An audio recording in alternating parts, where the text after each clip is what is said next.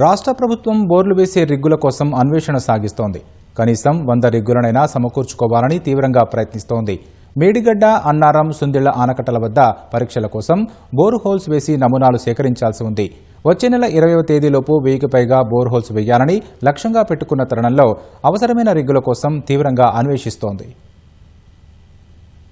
కాళేశ్వరం ప్రాజెక్టులో భాగంగా ఉన్న మేడిగడ్డ, అన్నారం, సుందిళ్ల ఆనకట్టల పునరుద్దరణ కసరత్తును ప్రభుత్వం వేగవంతం చేస్తోంది. 3 ఆనకట్టలకు మరమ్మతులు పూర్తి చేసి వినియోగంలోకి తీసుకురావాలని ముఖ్యమంత్రి ఇటీవల ఆదేశించారు. జాతీయ డ్యామ్ సేఫ్టీ అథారిటీ సిఫార్సులతో ప్రస్తుతం ఈ బ్యారేజీల వద్ద CWPRS, CSMRS ఆధ్వర్యంలో పరీక్షలు నిర్వహిస్తున్నారు. జియోఫిజికల్, జియోటెక్నికల్ పరీక్షలతో పాటు భూ సంబంధిత పరీక్షలు చేస్తున్నారు. మే నెల దాటితే వర్షాలు పడే అవకాశమున్నందున మే 20లోపు పరీక్షలకు అవసరమైన నమూనాల సేకరణ పూర్తి చేయాలని చూస్తున్నారు. నమూనాల సేకరణ కోసం బ్యారేజీల ఎగువ, దిగువ భాగాల్లో ప్రత్యేక బోర్హోల్స్ చేయాలి. మేడిగడ్డ వద్ద 550 వరకు, అన్నారం, సుందిళ్ల వద్ద 250 చొప్పున బోర్హోల్స్ వేయాల్సి ఉంటుంది. మొత్తం 3 ఆనకట్టల వద్ద 1050 వరకు బోర్హోల్స్ వేయాలి.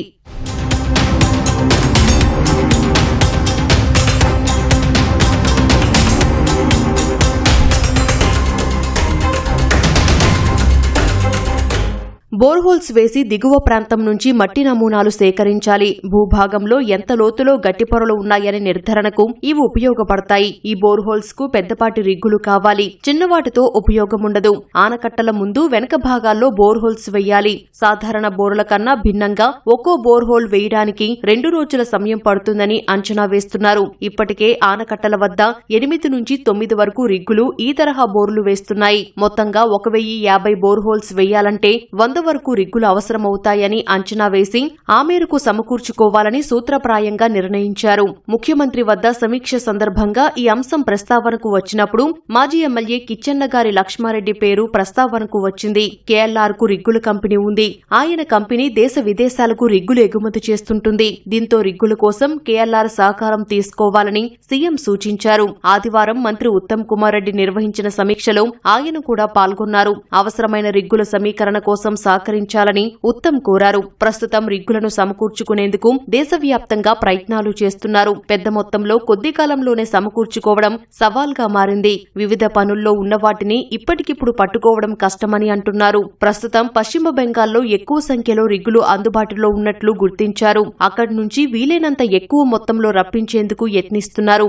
దేశంలోని ఇతర రాష్ట్రాల నుంచి అవసరమైన మేరకు రిగ్గులు సమీకరించుకునే పనిలో నీటిపారుదల శాఖ పడింది.